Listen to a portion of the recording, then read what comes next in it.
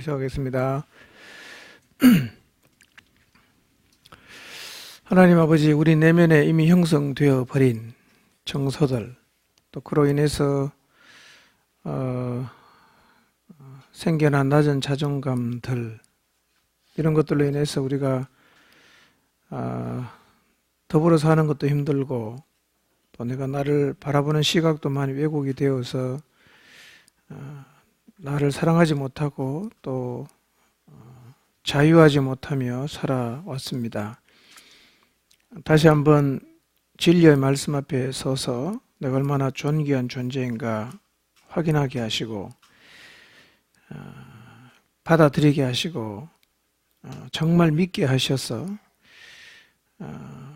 나를 사랑하고 또 다른 사람도 사랑하고 과거를 용서하고 과거로부터 자유하며 살아갈 수 있도록 은혜를 주시기를 기도합니다. 오늘 성령님께서 공부하는 이 시간 우리와 함께 하시고 이론 공부가 아니라 우리 모두가 진리의 말씀 앞에 서게 하시고 하나님의 진리를 그대로 받아들일 수 있는 은혜가 우리 모두에게 있게 하여 주옵소서. 예수님 이름으로 기도합니다. 아멘. 자, 옆에 있는 분하고 좀 인사를 하시기 바랍니다. 반갑습니다. 예, 안 반가우면 안 반갑다고 말하세요.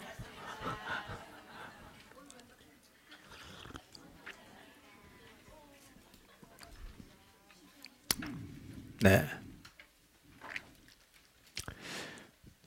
김어리 집사님은 방금 유럽에서 도착하신 것 같아. 뭐 있습니다.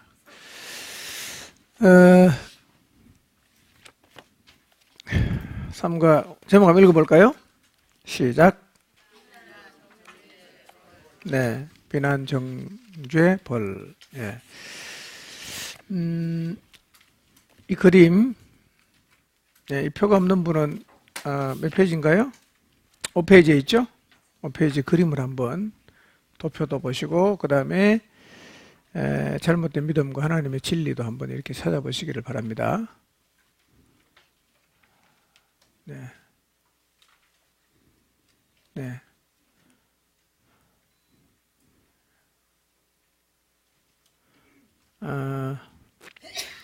자, 상황은 똑같은데 잘못된 믿음을 가지고 사느냐 아니면 하나님의 진리를 믿고 사느냐에 따라서 결과는 달라지죠. 근데 우리는 사실은 자존감이 낮으면 그 위로 갈 수밖에 없어요. 잘못된 믿음을 가지면 상황을 바라보면서 경건치 않은 생각을 하고 또 그런 감정을 갖게 되고 그리고 행동도 경건치 않게 되고 이게 늘 이제 반복이 되는데 일단 잘못된 믿음을 가진 상황에서 경건한 행동을 하겠다고는 아무리 결심해도 안 됩니다. 결심해서 될 문제가 아니에요. 그러니까 경건한 행동을 하려고 하면 밑으로 내려와야 됩니다. 진리를 받아들여야 비로소 경건한 생각이 되고 또 그에 합당한 감정을 갖게 되고 그리고 경건한 행동이 가능해진다는 거예요. 그러니까 어떻게 하면 경건한 생각을 할 수 있는가라는 이런 공부를 지금 우리가 하는 게 아니고 하나님의 진리가 무엇이고 그걸 내가 진심으로 받아들이냐 그렇지 않냐 이게 사실은 관건이 되는 거예요. 자, 그러면 구체적으로 상황 앞에서 우리가 가지는 잘못된 믿음은 첫 번째 뭡니까? 어떤 기준에 도달해야 내가 가치 있다는 생각. 어떤 기준에 도달할 때 내가 가치 있다 이런 생각을 굉장히 많이 하거든요.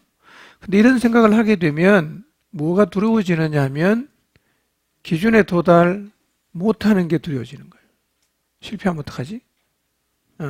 실패하면 자기 존재가 쓸모없다는 생각을 자연스럽게 해요. 그러니까 내가 쓸모없는 인간이야, 나는 왜 이래, 늘 이런 생각을 하면 우선 자기를 사랑할 수 없어요. 그러니까 삶이 안 행복해지겠죠. 자, 그 다음에 두 번째 잘못된 믿음은 뭡니까? 인정받아야 가치 있다. 이거예요. 인정받아야 가치 있다. 예. 그러다 보니까 뭘 두려워하게 됩니까? 거절당하는 게 두려워진다. 예. 이 잘못된 믿음을 갖고 있으면 가장 두드러지게 나타나는 현상이 뭐냐면 조종을 잘 당합니다. 왜? 거절당하기 싫으니까. 말을 참 잘 들어. 이것은 어떤 의미에서 믿음을 갖고 순종하는 게 아니라 싫은데도, 하기 싫은데도 동의하지 않지만 거절을 못하는 거예요. 이게 이제 노예처럼 되는 겁니다. 묶이는 거예요.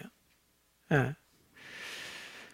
그 다음에 세 번째 잘못된 믿음은 뭐냐 하면 이제 1번하고 연관된 거예요. 실패에 대한 두려움을 가지고 있는 사람은 기준에 도달하지 못할 때 자기를 향해서 비난한단 말이에요. 그리고 죄책감을 가져요. 그리고 실패하는 사람은 가치 없는 인간이야. 사랑받을 가치도 없어. 근데 의외로 이런 생각을 하는 사람들이 많아요. 이런 생각을 가진 사람이 많다는 얘기는 어떤 사람이 많다는 얘기입니까? 자기를 사랑하지 않는 사람이 많다는 얘기예요. 자존감이 낮은 사람이 많다는 거예요. 예. 자, 그래서 오늘은 세 번째입니다. 비난, 정죄, 벌. 그러니까 실제로 여러분이 여러분을 바라보면서 비난하고 자기 스스로를 정죄하고 그 다음에 나 같은 인간은 벌을 받아도 마땅해. 싸. 라는 생각을 만약에 하고 있다면 그런 경건치 않은 생각을 어떻게 하면 바꿀 수 있을 것인가? 괜찮아. 내가 그 일은 실수했지만 그 일은 내가 사람들이 원하는 만큼 결과를 내지 못했지만 그래도 나는 여전히 소중한 사람이야. 가치 있는 사람이야. 이런 생각을 갖는 게 과연 가능할까? 과연 가능할까? 예. 가능할까요? 불가능할까요? 가능합니다. 가능한 자리에 우리가 서야 되는 거예요. 자, 그래서 이번 주 성경 암송 구절 한번 읽어봅시다. 시작.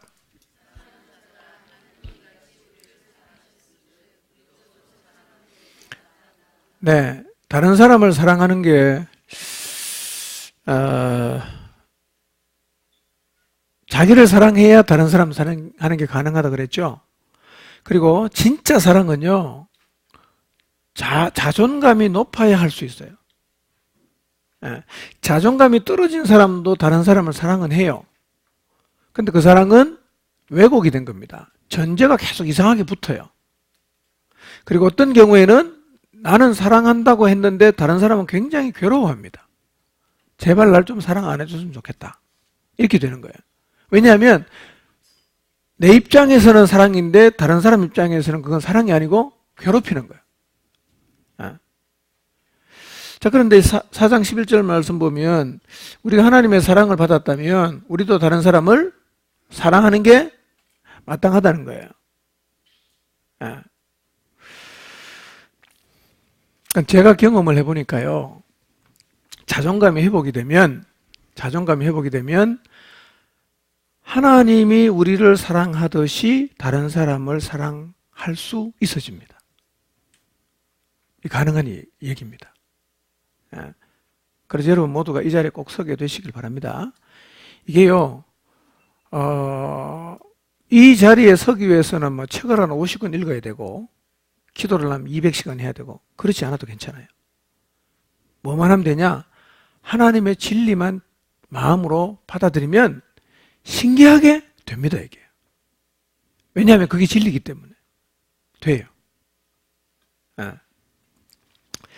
자, 일반적으로 기준에 도달하지 못하면 정죄합니다. 자, 그래서 첫 번째 뭐죠? 정죄한다는 거예요. 왜 정죄합니까? 사람들이 박수를 쳐줄 수 있는 수준으로 올라가야 되는데 내가 실패했어요. 제일 먼저 누구를 정죄할까요? 자기를 정죄합니다. 난 왜 이래? 나 같은 건 죽어야 돼. 막 이래갖고, 예, 스스로 막 그냥 괴로워하면서, 예, 잠수하고 방에 처박혀 가서 며칠 동안 안 나오고 막 밥도 안 먹고 막 이런단 말이에요. 그게 다 뭐냐면 자기를 정죄하는 거거든요. 자, 한번 읽어봅시다. 시작. 우리는 주로 성공과 실패에 기초하여 우리 자신과 다른 사람들을 평가합니다. 한 사람의 성취의 정도가 그의 가치를 반영한다고 믿고, 따라서 실패는 그 사람을 받아들여질 수 없는 사람, 또 사랑받을 수 없는 사람으로 만든다고 믿을 때 우리는 우리 자신을 비롯하여 실패하는 모든 사람들을 정죄하는 것이 당연하다고 느낍니다. 예. 자, 여러분이 실패했었던 때를 한번 생각해 보십시오. 자, 실패를 하면 사랑받을 가치가 있나요, 없나요? 실패하면. 이 잣대는요, 실패하면 사랑받을 자격이 없다라고 하면 제일 먼저는 자기를 정죄하는데, 이 잣대는 그대로 다른 사람에게도 됩니다. 나만 쓸모없는 인간이 아니라 너도 쓸모없는 인간이라고 우리는 말한단 말이에요. 예. 그러니까 세상의 모든 그 평가를 뭘로 하느냐? 성취 여부를 가지고 평가를 한다는 거예요. 이래 되면 어떻게 됩니까? 능력 없는 사람은 인간이 아니야. 능력 없는 사람은 이 사회에서 허리 펴고 못 삽니다. 그렇게 하면 안 된다고 내가 생각도 하고, 또 성경을 읽으면 그렇게 하면 안 된다는 생각이 들기도 하는데, 그냥 내 시각은요, 기준에 도달 못한 인간은 다 쓸모없는 인간 같아. 쓰레기 같아. 정죄한단 말이에요. 자동입니다. 그 건조에 뭐가 깔려있냐? 잘못된 믿음이에요. 잘못된 믿음. 사람은요, 능력이 있으면 가치 있고 능력 없으면 가치 없는 존재가 되는 게 절대로 아니에요. 절대로 아닙니다. 그 다음 읽어볼까요? 시작. 자기 정죄의 형태는 자기 자신에 대하여 단정 짓는 것. 나는 멍청해. 뭘 할 수 있는 일이 없어. 스스로를 비하시키면서 자신에 대해 농담하는 것. 또는 무엇을 하는 데 있어 실수의 여주를. 네. 다른 사람에 대한 정죄는 뭐죠? 막대하는 겁니다. 막대합니다. 비꼬거나 투명인간 취급하는 거죠. 대꾸하는 거는요. 그 다음에 여하튼 어떤 형태의 정죄이든 그것은 내가 한 행동에 대해 미안하게 만들겠다는 뜻을 전달하는 강력하고도 파괴적인 힘이다. 그랬어요. 우리가 가지고 있는 잣대는요, 나한테 대하는 잣대를 가지고 상대방도 거의 같이 이렇게 재거든요. 그래서 자기를 많이 정죄하는 사람은 다른 사람도 많이 정죄합니다. 자기를 많이 학대하는 사람은 똑같이 다른 사람도 학대합니다. 예, 왜냐하면 그 출발이 잘못된 믿음에서 시작되었기 때문에 그렇습니다. 자, 기본적으로 우리는요, 사람 자체를 소중하게 생각해야 됩니다. 사람 자체. 자, 여러분 가까이 있는 남편, 자녀들을 한번 생각해 보세요. 최근에 여러분의 기준에 못 미치는 어떤 행동을 했을 수 있어요. 네. 혹시 정죄하지 않았습니까? 어우, 저런 인간 진짜 내 눈앞에 사라졌으면 좋겠다. 뭐 그런 생각을, 그런 표현을 혹시 하신 적은 없는지 모르겠어요.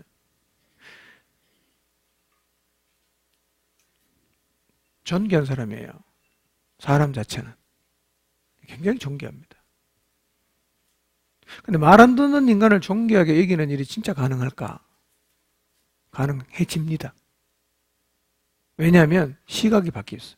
시각이. 예. 이런 은혜가 여러분에게 꼭 있기를 바랍니다.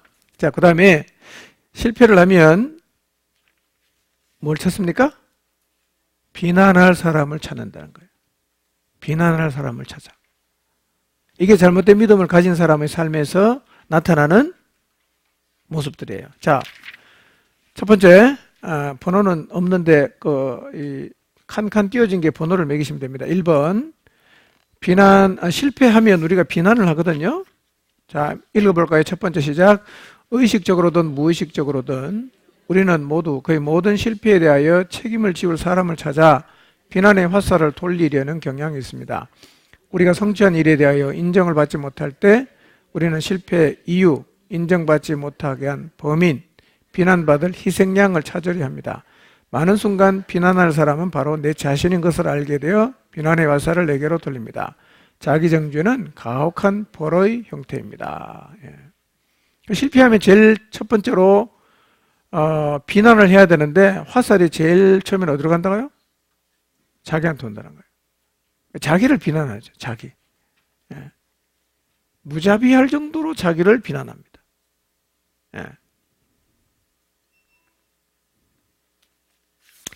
여러분 자신을 사랑하십니까? 싫어하십니까? 나는 내가 생각해도 잘난 게 진짜 하나도 없네. 공부를 잘하나, 인물이 잘생겼나, 재주가 있나. 여러분 자신을 생각하면서 나는 왜 이렇게 잘하는 게 하나도 없을까? 라면서 여러분 자신을 막 싫어하고 여러분 자신을 정죄하고 산다고 하면 사는 게 얼마나 재미가 없겠어요? 어디에 인생의 낙을 두겠어요? 근데 우리는 굉장히 소중한 사람이란 말이에요. 내가 나를 사랑하게 한번 시작해 보세요. 내가 나를 따뜻하게 받아들이기 시작해 보세요. 다른 사람을 따뜻하게 사랑하는 게 가능해집니다. 여러분 자신을 실패해도 절대로 비난하지 마시기를 바랍니다. 비난하지 마세요. 자기 정죄하지 마세요. 두 번째, 읽읍시다. 시작. 가능한 경우에 우리는 종종 다른 사람들을 비난하려 합니다. 그리하여 사람들은 자기가 마땅히 받아야 할 것을 받아야 한다는 인과응보의 법칙을 이룹니다. 내 주위의 잘못된 점을 볼 때마다 우리는 누군가 책임을 돌려 비난할 사람을 찾습니다. 우리는 다른 사람들이 실패한 사람을 알아내어 그를 벌하게 함으로 우리 자신이 비난에서 벗어나길 원합니다. 자기를 막 비난했다가요, 두리번 찾아보는 거예요. 그러다 이번에 화살은 누구한테 갑니까? 다른 사람한테. 그러니까 나를 비난하다가 이 화살을 다른 사람에게 돌리는 이유가 뭐냐면 다른 사람에게 좀 돌려야 내가 져야 할 짐이 좀 줄거든요. 그래서 다른 사람에게 갑니다. 근데 사실은요, 비난이나 원망의 화살은 자기에게 있다가 다른 사람에게 가다가 끝에는 어디로 갑니까? 다 하나님한테 갑니다. 다 하나님한테 갑니다. 나를 비난했어요. 다른 사람 비난했습니다. 그러다 한참 지나면 이런 생각이 드는 거예요. 하나님은 뭐 했어, 그러면? 하나님 뭐 했어? 이래갖고 결국에 비난과 원망의 화살은 다 하나님에게로 가게 돼 있어요. 그러니까 아예 비난 안 해야 됩니다.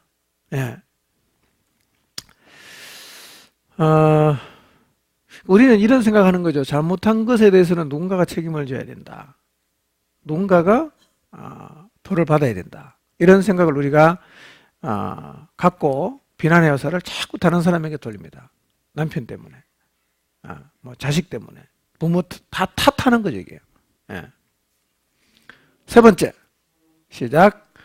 다른 사람을 비난하는 또 다른 이유는 우리의 성공이 종종 그들의 기여에 의존하기 때문입니다. 그들의 실패는 우리에게 위협이 됩니다. 다른 사람의 실패가 우리의 성공을 가로막는 장애가 될 때 우리는 대개 우리 자신을 방어하고 다른 사람을 비난하는 식으로 반응합니다. 우리는 다른 사람들로 하여금 우리가 원하는 것을 하도록 만들기 위해 그들을 정죄하기도 합니다. 다른 사람들을 비난하는 것은 또한 우리의 무너지기 쉬운 자기 가치와 그들의 실패 사이에 안전한 거리를 두도록 해줍니다. 이게 뭔 얘기입니까? 내가 다른 사람을 비난을 해야 뭐가 지켜집니까? 내 가치가 좀 지켜진다는 겁니다. 너는 실패했지만 나는 그래도 괜찮아. 그렇게 하기 위해서 어떻게 한다고요? 다른 사람을 비난한다는 겁니다. 자, 네 번째 읽겠습니다. 시작. 어떤 경우에 우리는 우리 자신에 대한 스스로의 감정을 좋게 하기 위해서 다른 사람들을 비난합니다. 실패한 사람을 비난함으로써 우리는 우월의식을 느낍니다. 실패한 사람이 더 높은 지위에 있을수록, 그리고 그들의 실패의 정도가 심할수록 우리의 기분은 더 좋아집니다. 누군가보다 하나 위에 있고자 하는 이 갈망이 바로 다른 사람에 대한 험담의 근본적인 이유입니다. 무슨 말인지 이해가 되죠? 실패한 사람을 비난하면 나는 이제 우월의식이 생긴다는 거예요. 특히 나보다 더 교회 오래 다닌 사람 혹은 믿음이 더 좋아 보이고 또 사역을 열심히 하는 사람이 실패를 했는데 나는 실패를 안 했다. 그러면 상대적으로 어떤 의식이 생깁니까? 우월의식이 생기지 않겠어요? 예, 기분이 좀 좋아집니다. 예. 그런 경험 해보신 적 있어요? 저는 해봤거든요. 이런 느낌이 들어요. 예, 나보다 더 훌륭한 사람이 실패하면 기분이 좀 좋아. 왜 그럴까요?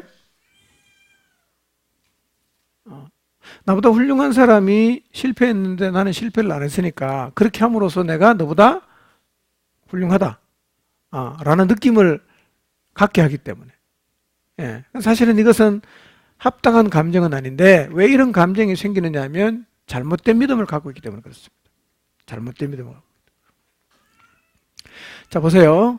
네가 실패해야 내가 우월해지고 괜찮은 사람처럼 보인다는 이 생각 자체는 잘못된 믿음이에요. 우리는 반대로 생각해야 됩니다. 너가 성공했네, 참 잘했어.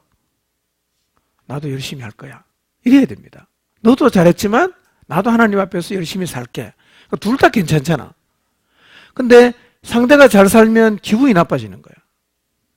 제가 나보다 앞서가면 기분이 나빠. 그러니까 우리는요, 나보다 더 잘해서 앞에 가는 사람을 향해서 박수 쳐주고 나는 내 보폭에 맞도록 열심히 달려가고 너도 잘하고 나도 잘하고 이래야 되는데요. 이렇게 생각하는 게요, 자존감이 회복이 안 되면 안 돼요. 아무리 나보다 잘하는 사람을 위해서 박수를 치려고 해도요, 박수 치기보다는 질투심이 자꾸 생기는 거예요. 그러니까 앞에 가는 사람 자꾸 끄잡아 당깁니다. 못 가게. 발목 잡고 목덜미 잡아 못 가게 계속 만들고 잡아뜨려 놓고 내가 먼저 가면서 역시 나는 훌륭해 라는 생각을 우리가 자꾸 하는데 왜 그런 행동이 나오느냐 하면 근본적으로 잘못된 믿음 때문에 그렇습니다. 잘못된 믿음 때문에. 끄잡아 당기지 마시기 바랍니다. 잘 달려가도록 박수를 쳐주세요. 그리고 나도 똑같이 달려가는 거예요. 똑같이. 예. 자, 그 밑에 좀 굵은 글씨 한번 읽어볼까요? 시작. 우리는 벌에 대한 두려움과 다른 사람을 벌하고 싶은 우리의 갈망을 그리스도께서 우리가 마땅히 받아야 할 벌을 대신 받으셨다는 것을 깨달음으로써 극복할 수 있다. 예. 내가 받을 벌, 다른 사람에게 우리가 주고 싶은 벌을 누가 다 받았다는 거예요? 예수님이 다 받았다는 사실을 정말 믿음으로 받아들이면 다른 사람을 벌하지 않을 수 있어요. 나도 벌하지 않을 수 있어요. 다른 사람 비난하지 않을 수 있습니다. 나도 비난하지 않을 수 있는데 이게 진짜 됩니다. 예. 이게 되면요, 우리의 삶이 굉장히 변합니다. 굉장히 변합니다. 예. 이거는 엄청난 변화인데,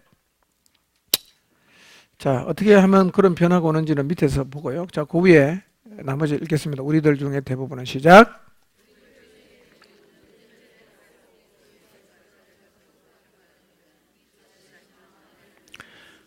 반격은 또 다른 반격을 불러옵니다. 우리가 다른 사람들을 비난할수록 그들은 더욱 자기 방어적이 될 것이며 자기의 잘못을 인정하지 않으려 할 것입니다. 자,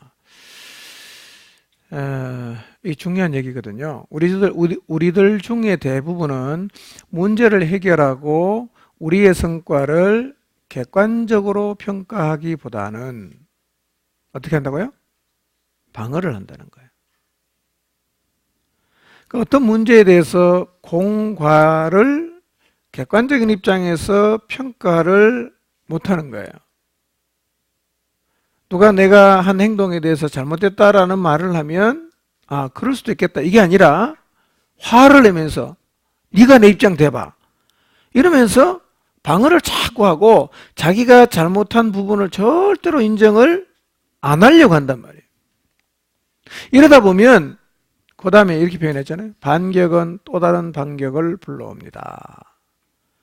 객관적인 평가를 하는데 내가 방어를 해. 방어를 하다 보면 상대를 공격하잖아. 그럼 저쪽에서 나 또 공격하잖아. 그러니까 객관적인 평가보다는 서로 방어를 하다 보면 자꾸 이게 반격하고 반격하게 된다는 겁니다. 근데 내가 잘못한 것하고 내 존재 가치가 연관이 돼야 안 돼요. 행위와 가치는 이꼬릅니까? 이꼬르가 안 돼요. 뭐라? 있나? 자, 행위는 내 가치다. 맞는 말입니까? 틀린 말입니까? 틀린 말이죠. 행위와 가치는 연관성이 없는 거예요. 그런데 내 행위에 대해서 객관적인 평가를 한단 말이에요. 자, 근데 내 행위는 어떤 식으로 평가하든 내 가치에 영향을 줍니까? 안 줍니까? 안 준단 말이야. 그러면 내 행위에 대해서 객관적인 평가를 해서 긍정적 평가도 가능하지만 야, 그건 좀 아쉽다라고 새로운 건설적 의견을 내놓을 수 있어요? 없어요? 있죠? 그럼 내가 이걸 받을 수 있어요? 없어요? 받을 수 있단 말이에요. 왜? 그 평가하고 내 가치는 영향이 없기 때문에 받을 수 있단 말이에요. 근데 이거를 갖다가 좀 개선이나 부정적 의미의 평가를 했을 때 이걸 왜 못 받냐? 이렇게 생각하니까 내 행위하고 내 가치가 붙어 있다고 생각하는데 부정적으로 말하면 뭐도 부정적이 됩니까? 나라는 존재도 부정적으로 평가된다고 느껴지면 뭐 어떻게 하겠어요? 방어를 한단 말이에요. 뭔 소리 하냐? 이러고 방어를 해요. 그러면 내가 방어를 하면서 상대를 공격한단 말이에요. 그럼 저쪽에서는 어떻게 하겠어요? 야, 이번 삐뚤어도 말은 바로 해야지. 그리고 또 얘기한단 말이에요. 그럼 어떻게 돼요? 싸운단 말이에요. 왜 이런 현상이 생기냐? 행위와 가치가 붙어 있다고 생각을 하기 때문에 내 행위에 대해서 조금이라도 부정적인 얘기를 하면 내가 발끈한단 말이에요. 그리고 인정을 안 해. 끝까지 방어하는 겁니다. 그런데 행위와 가치가 연관성이 없다고 생각하면 내 행위에 대해서 부정적인 견해를 내놔도 아, 그래, 그럴 수도 있겠다. 근데 그 미처 생각 못했다. 라고 얘기를 할 수 있다는 거예요. 인정을 하면 저쪽에서 어떻게 합니까? 공격하겠어요? 인정을 하면 사실은 뭐 꼭 그렇다는 건 아니고 그럴 수도 있겠다는 생각을 내가 했다. 이렇게 얘기를 하지 않겠어요? 근데 내가 방어를 하면 결국은 반격하는 거잖아. 그럼 저쪽에서는 어떻게 합니까? 또 공격하겠죠. 그럼 싸우면 되는 겁니다. 몇 번 해보고 계속 이제 분란이 생기고 방어를 하면 포기하는 거죠. 아, 저 친구는 잘못해도 말하면 안 되겠구나. 말을 안 하는 거예요. 그럼 어떻게 되겠어요? 안 고쳐지는 겁니다. 내 식대로, 내 쪼대로 그냥 가는 거예요. 이해가 되십니까? 그래서 자존감이 떨어지면요, 관계가 원활하게 잘 안 돼요. 원활하게 잘 안 돼요. 내가 듣고 싶은 얘기를 딱 정해놨어. 그 얘기 외에 다른 얘기는 잘 수용이 안 돼요. 이 마음의 그릇이 좁은 게 아니라 시각이 왜곡되어 있기 때문에 수용하는 게 사실은요, 수용하면 집에 가서 반 죽습니다. 막 자기를 비난하고 정죄하고 막 난리가 나는 거야. 표시는 잘 안 내지만. 예. 이게, 이런 문제가 이게 해결이 되냐 하는 겁니다, 이게. 되냐? 될까요? 될까요? 됩니다. 네, 돼요. 제가 과거에 자존감이 되게 낮았어요. 제가 여러분에게 잘 설명할 수 있는 이유는 제가 낮아봤기 때문에 그 낮은 자리에서 올라와 봤기 때문에 어떻게 하면 올라올 수 있는지를 제가 여러분에게 비교적 잘 설명할 수 있어요. 상처를 입어본 사람이 상처 입은 사람을 어떻게 하면 치유할 수 있는지를 잘 설명할 수 있어요. 다리가 부러져 본 사람은 또 다리 부러진 사람한테 부러지면 어떻게 처치를 해야 되고 목발은 어떻게 짚고 다려야 되는지 잘 설명할 수 있습니다. 근데 한 번도 다리 부러져 본 적이 없는 사람은 교과서적인 얘기는 할 수 있지만 경험이 없기 때문에 사실은 설명이 잘 안 돼요. 우리를 대속하신 예수님, 사실은요, 지금부터 하는 얘기가 기준에 도달하지 못하면 내가 실패했고 그래서 비난받고 정죄받고 벌을 받아야 된다라는 이 잘못된 믿음을 바꾸는 결정적인 요인이 되는 거예요. 결정적인 요인이 됩니다. 그러니 벌써 여러분이 우리를 대속한 예수님, 아이고 또 똑같은 얘기. 그리고 여러분이 마음을 닫으면요, 자존발 공부 100번 해도 안 바뀝니다. 이게 핵심이에요. 이게 핵심이에요. 귀를 열고 마음을 열고 잘 들으시기 바랍니다. 오늘은 열심히 안 하면 3시간 해야 됩니다. 2시간 안에 끝내야 되잖아. 그렇죠? 네. 자, 우리를 대속한 예수 읽어보겠습니다. 시작. 우리가 받아야만 했던 하나님의 공의로우신 분노를 직접 짊어지셨습니다. 하나님이 우리를 위해서 하신 극단적인 일은 우리에 대한 그분의 깊은 사랑을 드러내는 것입니다. 하나님의 아들이신 예수님 인간이 되어 이 땅에서 아래 2개의 성경 구절이 이것을 아주 잘 서술하고 있습니다. 자, 보세요. 예수님이 우리를 대속하셨잖아요. 십자가에서. 그렇죠? 그 다음 여기 보세요. 우리가 받아야 했던 하나님의 공의로운 분노를 누가 짊어졌어요? 예수님이 짊어졌어요. 자, 2000년 전에 예수님이 십자가에서 죽으셨는데 그 의미가 뭐냐면 우리에게 쏟아야 되는 하나님의 분노를 그분이 대신 짊어지고 갔다는 거예요. 이게 2000년 전에 골고다 언덕에서 일어났던 십자가가 담고 있는 의미라는 거예요. 이게 사실이에요. 이게 진리란 말이에요. 그러니까 우리는 실패한다고 해도 더 이상 우리를 향해서 분노하거나 벌할 필요가 없는 게 다 받았어요. 누가? 예수님이. 자, 성경 구절 2개 있는데요. 이사야 53장 4절 6절. 이거를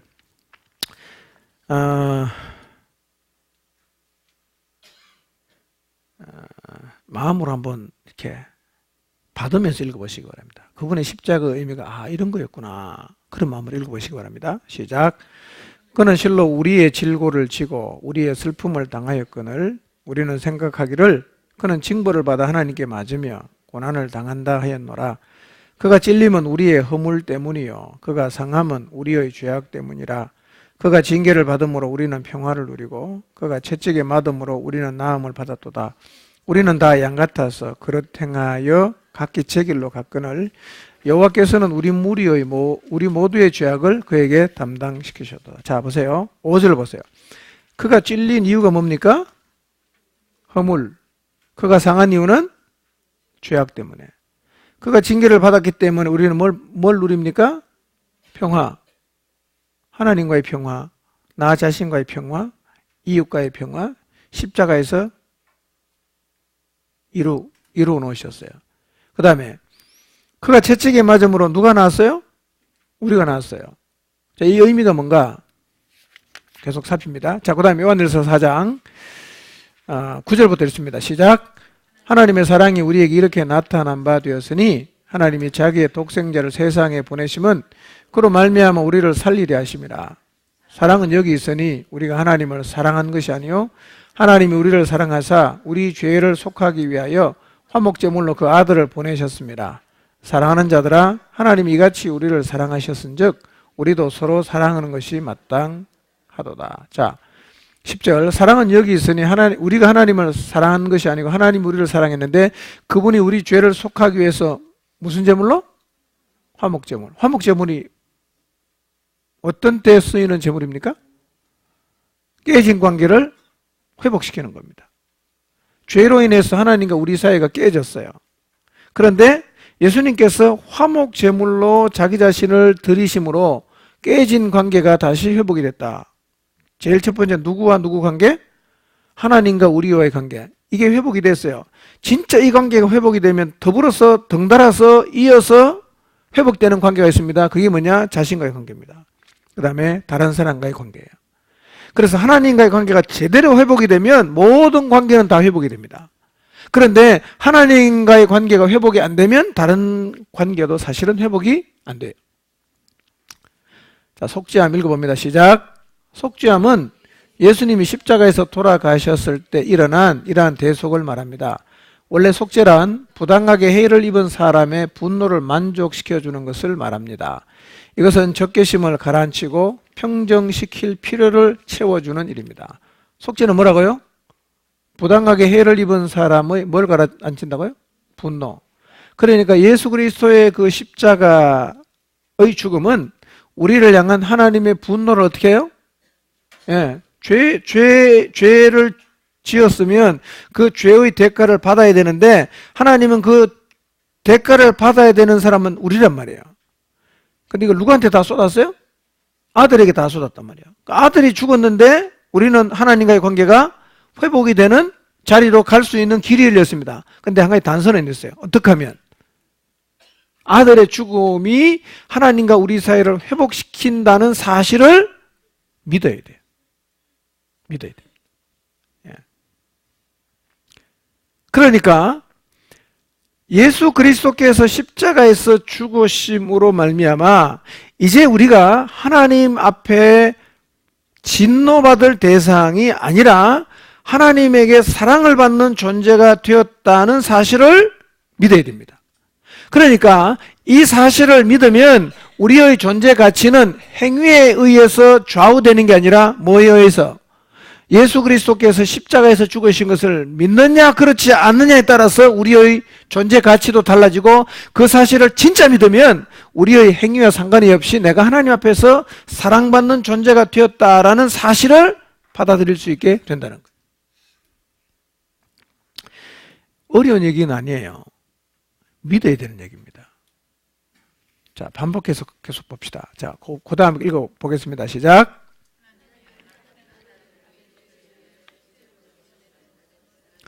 인간에 대한 가장 큰 사랑의 표현입니다. 우리 죄의 대속인 예수님의 죽음은 하나님의 분노를 만족시킨 것입니다. 예.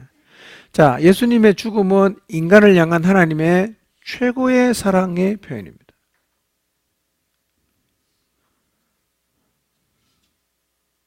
그리고 예수님이 화목제물로 자기 자신을 드림으로 죄지은 자를 향한 하나님의 분노를 어떻게 했어요?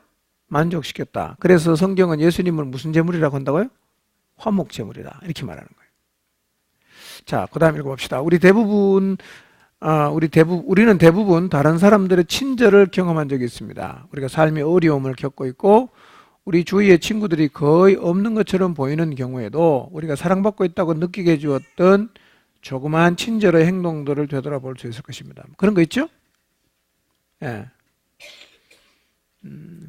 누군가 어려울 때 따뜻한 말 한마디, 또 뭐 크든 작든 필요를 채워주고 하는 이런 일들은 사실은 잘 안 잊어집니다.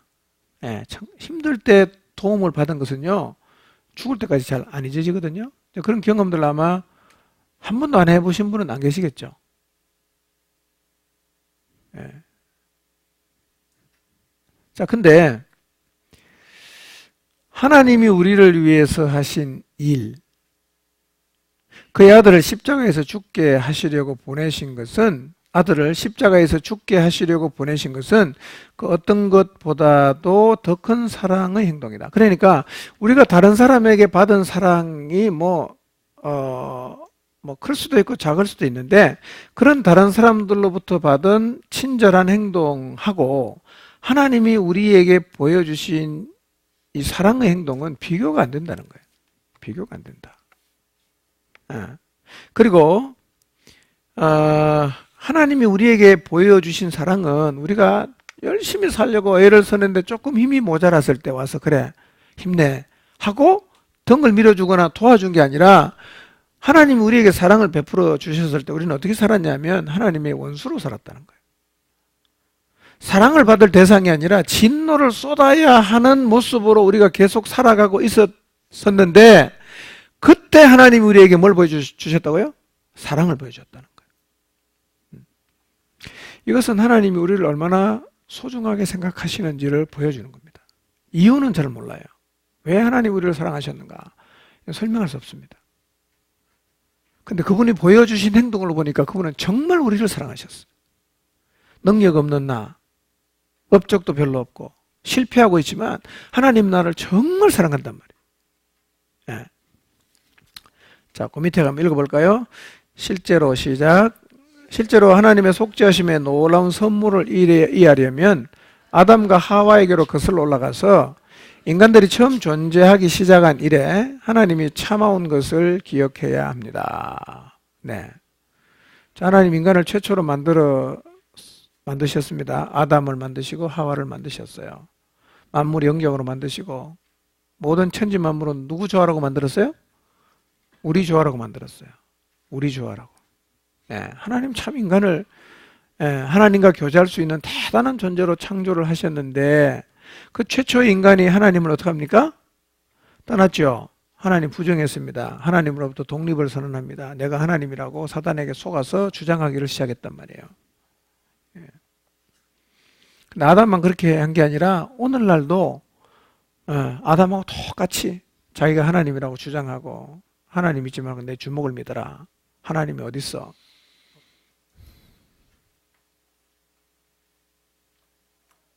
우리가 하나님에게 사랑받을 만한 행동을 한 게 사실은 없어요. 최고의 배려를 받고 바로 배신했습니다. 반역했어요.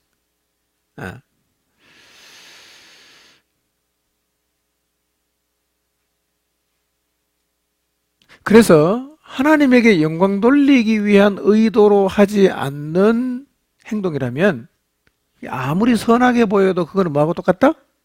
더러운 걸레하고 똑같다. 예. 자, 이렇게요. 우리는 하나님을 떠나갔어요. 부정했습니다. 반역했습니다. 감히 내가 하나님이다라고 주장을 하는 자리까지 갔어요. 우리 시대는 그런 사람 더 많습니다. 예. 참, 제가 하나님이라도 참 참기가 어려울 것 같아요. 지금 시대 인간들을 보면. 예. 하나님 싫어하는지 골라서 다 하고요. 자유와 인권이라는 미명하에 하나님이 정말 싫어하는 것을요, 그냥 고개 쳐들고 버젓이 행하고 있고, 그렇게 안 하는 사람을 핍박하고 비난하고. 그래서 제가 아무리 생각해봐도 세월이 주님 오실 날에 그렇게 많이 남은 것 같지는 않아 보이는 게 세상이 너무너무 악해졌습니다. 너무너무 악해졌습니다.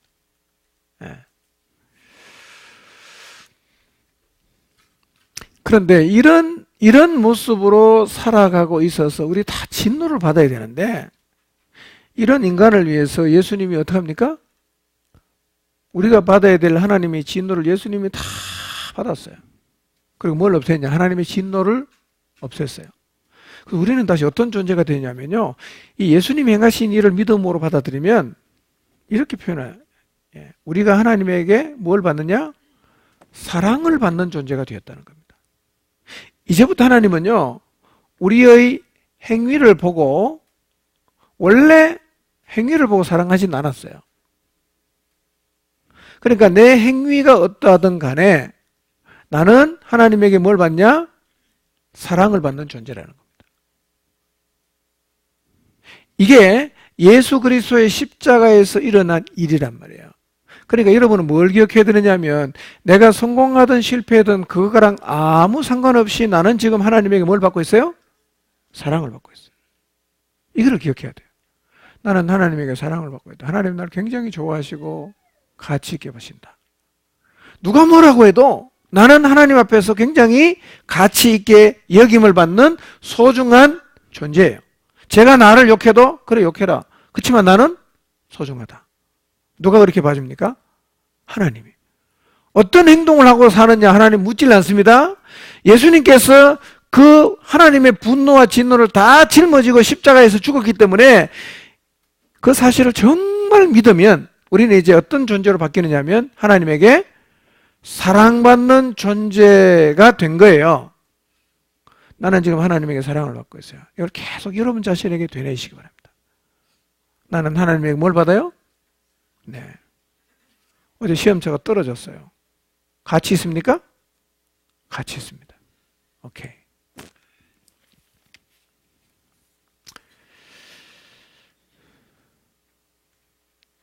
자, 보세요. 자, 우리가 지난주에는 하나님의 공의의 진노를 살만합니다. 왜냐하면 지금 49페이지 밑에 하고 있습니다. 그분은 전능자이시고 공의로우신 분이에요. 그분은 절대적으로 거룩하고 완전해요. 사도 요한은 하나님은 뭐라고 얘기했냐면 빛이시다. 요한 1서 1장 5절 읽어볼까요? 시작. 우리가 그에게서 듣고 너희에게 전하는 소식은 이것이니 곧 하나님은 빛이시라. 그에게는 어둠이 조금도 없으시다는 것이니라. 자, 하나님은 죄를 묵과할 수 있나요, 없나요? 하나님은 작은 죄도 절대로 묵과할 수가 없습니다. 만약에 하나님이 죄 있는데 없는 걸로 쳐준다고 하면 그것은 그분의 무엇에 흠이 된다고요? 그분의 속성에 흠이 된다. 거룩함에 흠이 된다는 겁니다. 하나님 죄를 너무너무 싫어합니다. 예. 그분이 얼마나 죄를 싫어하는지를 나타내기 위해서 하나님께서 공의의 진노를 사용하셨다. 50페이지입니다. 하나님은 죄에 대해서 정당하게 진노합니다. 그럼 우리는 마땅히 뭘 받아야 돼요?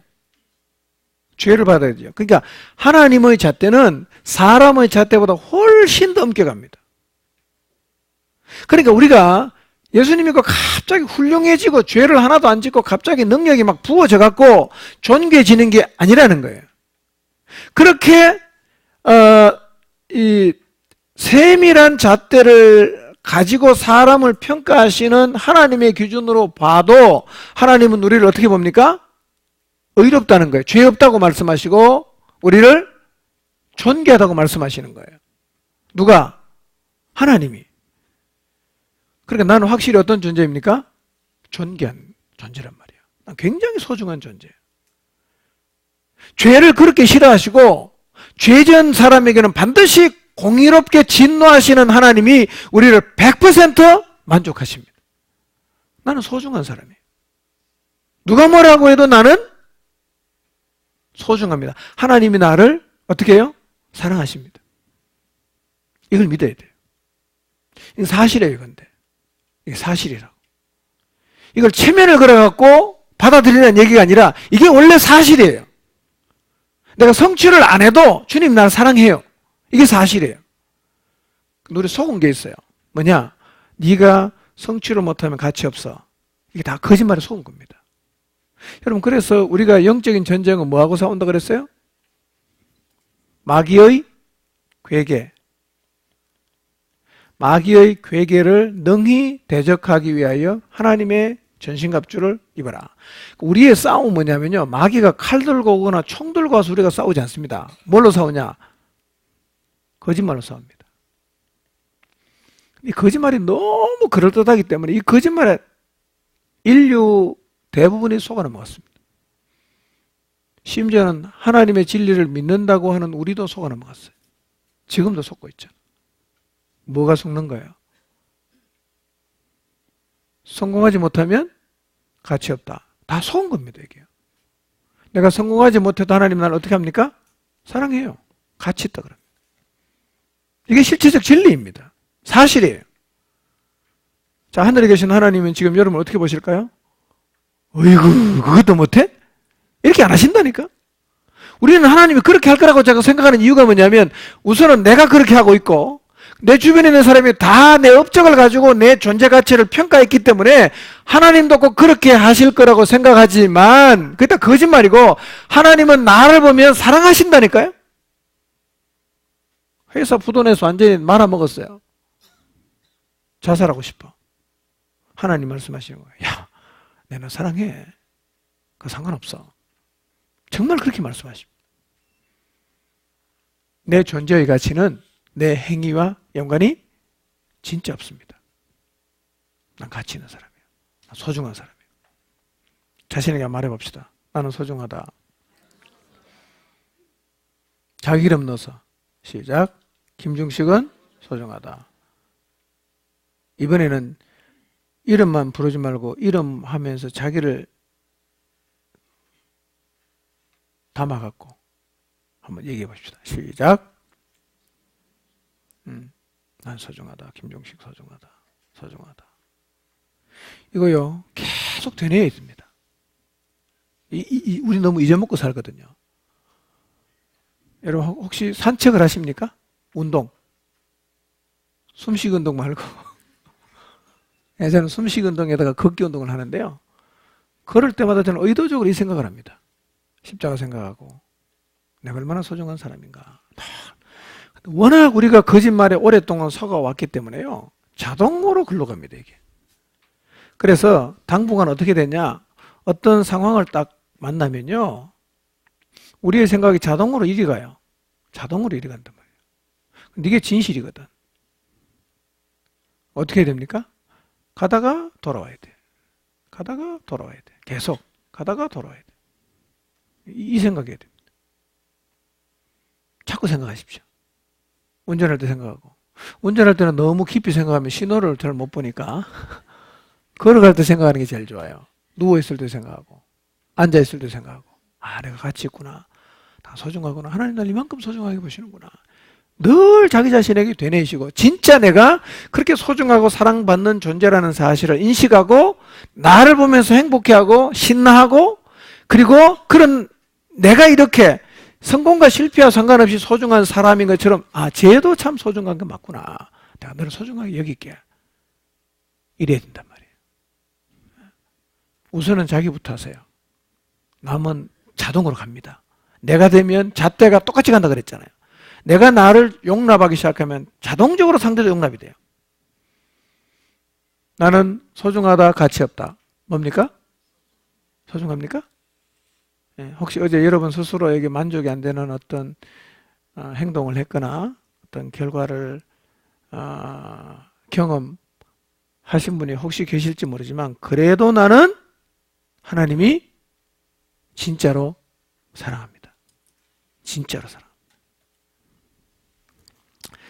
자, 빨리 가야 됩니다. 자, 다음 성경을 읽어보세요. 8절을 읽어봅니다. 시작. 우리가 아직 죄인 되었을 때에 그리스도께서 우리를 위하여 죽으심으로 하나님께서 우리에 대한 자기의 사랑을 확정하셨느니라. 여러분, 십자가가 사랑으로 여러분의 마음속에 다가와야 됩니다. 성경은 이렇게 말하잖아요. 우리가 죄인 되었을 때 그리스도께서 십자가에 죽었어요. 무슨 의미냐? 내가 널 사랑해, 내가 널 사랑해 라는 사실을 확실하게 증명했다는 거예요. 그리고 우리 십자가를 보면 하나님의 사랑이 와닿아야 됩니다. 이 이론이 아니라 정말 그분이 얼마나 사랑했으면 자기 아들을 보내서 대신 죽게까지 하셨을까? 십자가가 내 마음속에 하나님의 사랑으로 와닿아야 돼요. 계속 묵상하십시오. 가슴이 뜨거워질 때까지. 이 밑에서 정말 그분의 사랑이 그냥 벅차오를 때까지 십자가의 사랑을 계속 묵상하십시오. 자, 다음 읽습니다. 시간이 없으니까 시작. 당신이 어떤 사람에게 부당하게 대하고 있음에도 불구하고 그가 당신에게 말할 수 없이 선한 일을 해주었던 때를 기억해 보십시오. 바로 이것이 예수님이 우리를 위해 죽으셨을 때의 상황과 똑같은 것입니다. 자기에게 잘해주는 사람을 위해 선한 일을 하는 것과 자기에게 상처를 준 사람을 위해 선한 일을 하는 것은 아주 다른 문제입니다. 하나님은 지상에서 그의 아들 예수 그리스도에게 어떤 일이 일어날 것인지를 모두 알고 있었습니다. 예수님이 죄 많은 인간들의 손에서 고난을 받고 굴욕과 채찍질을 당할 것을 정확하게 아셨습니다. 세상을 창조하신 하나님은 이 모든 시련으로부터 예수님을 구해낼 수도 있었습니다. 비록 우리들은 그분의 원수였지만 우리를 사랑하셨고 우리의 죄로부터 우리를 구원해내기 원하셨습니다. 하나님은 죄 없으신 예수님을 대속물이 되도록 보내신 것입니다. 오직 예수님만이 죄에 대한 하나님의 공의의 진노를 없앨 수 있으므로 십자가에 달리실 때 뭐 했어요? 침묵. 저는 예수님의 침묵이 사랑이에요. 참아준 게 사랑이에요. 희롱받다가 너무 열받아갖고 안 해. 그리고 하나님의 자리로 다시 돌아가서 자기를 향해서 모함하고 거짓말한 모든 인간을 처단했다면 우리는 하나님께로 갈 수 있는 길이 없어지는 거예요. 그건 끝까지 참았잖아. 끝까지 참았잖아. 네. 참는 게 사랑이에요. 참아주는 게 사랑이에요. 제가 이렇게 보니까요, 참아주는 것하고 사랑은 정비례합니다. 참아주는 것하고 사랑은 정비례합니다. 많이 사랑할수록 많이 참아줄 수 있어요. 근데 적게 사랑하면 적게 참습니다. 네. 자, 고린도서 5장 21절 읽습니다. 시작.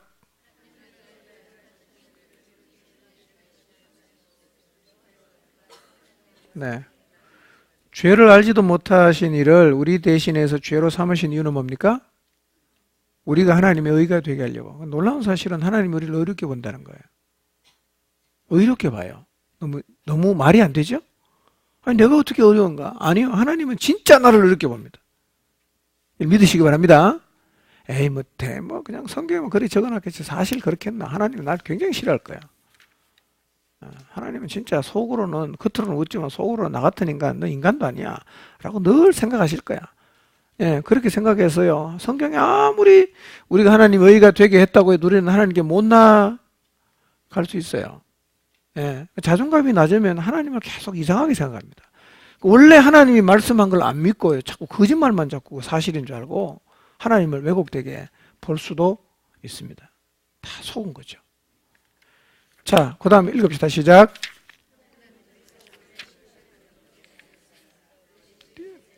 풍성하게 주십니다. 성경은 하나님의 사랑으로부터 우리를 끊을 수 있는 것은 아무것도 없다는, 이걸 믿으십니까? 그럼 절대로 하나님은 여러분을 심판의 눈으로 보질 않아요. 그 다음에 사실, 정말 우리를 풍성하게 우리에게 사랑을 부어주시고 계십니다. 이 하나님과 우리의 사랑에서 끊을 수 있는 게 있어요, 없어요? 우리가 나쁜 행동하면 끊어집니까?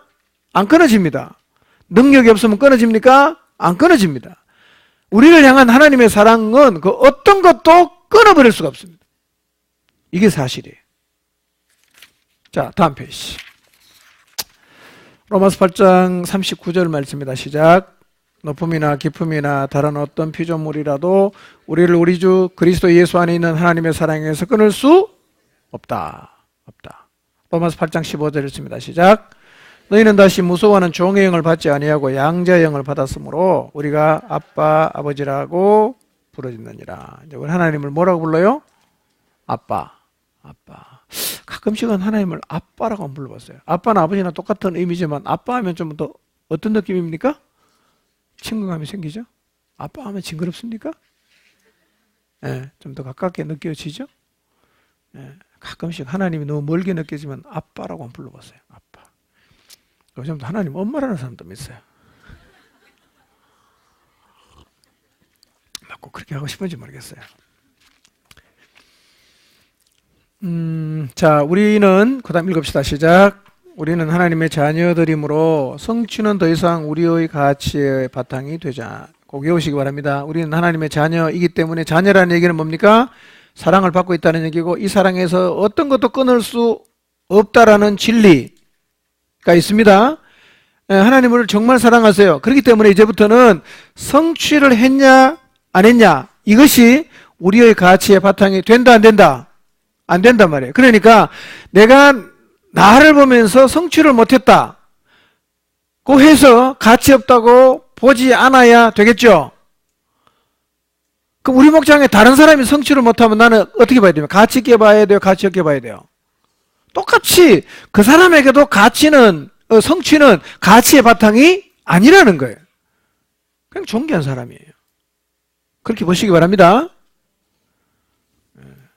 그러면 우리가 능력을 가지고 사람을 평가하지 않겠죠. 무시하지 않겠죠. 옆에 사람 한번 쳐다보세요. 성취를 많이 하는 사람입니까? 옆에 있는 사람? 그럼 아무 상관없어요. 가치 있습니다. 따라합시다. 나도 가치 있고 너도 가치 있다. 이겁니다. 나는 가치 있고 너는 가치 없다. 이게 이제 우리가 자존감이 낮으면 그렇게 하고 싶어요. 왜냐하면 너는 가치가 없어야 내가 더 가치 있어진다고 믿기 때문에. 우리는 그렇게 말하는 거예요. 나는 가치 있고 너는 가치 없다. 또 어떤 사람이 이렇게 말하죠. 너는 가치 있고 나는 가치 없다. 다 틀린 겁니다. 나도 가치 있고 너도 가치 있어요. 나도 가치 있고 내 남편도 가치 있어. 나도 가치 있고 내 자식도 가치 있어요. 나도 가치 있고 내 목장 식구도 가치 있고 가치 있는 거예요. 하나님 자녀니까요. 소중합니다. 이게 사실입니다. 이게 사실이에요.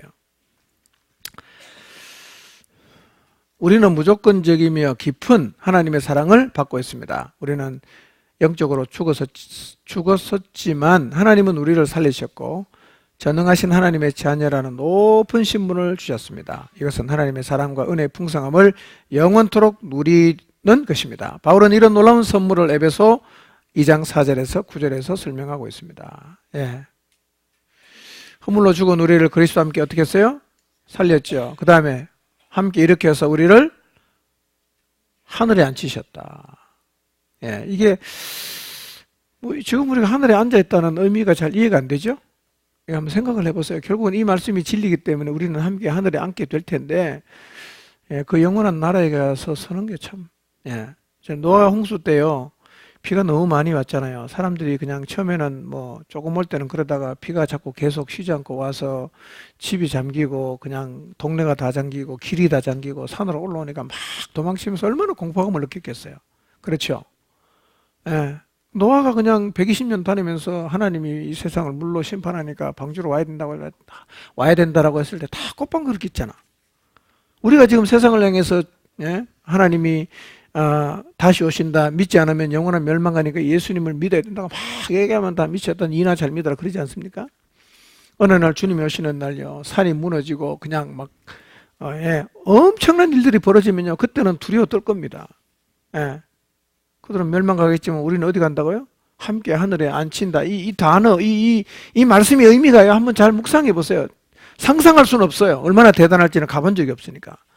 그러나 하나님이 약속하신 대로 우리는 함께 일으켜서 그리스도 예수 안에서 어디로 갑니까? 함께 하늘에 앉게 된다는, 하나님의 나라를 유산으로 받고 우리를 위해서 예비하신 그 나라 한번 생각해 보시길 바랍니다. 여러분, 만약에 호주에 200평 대저택 그리고 땅이 한 2만 평이야.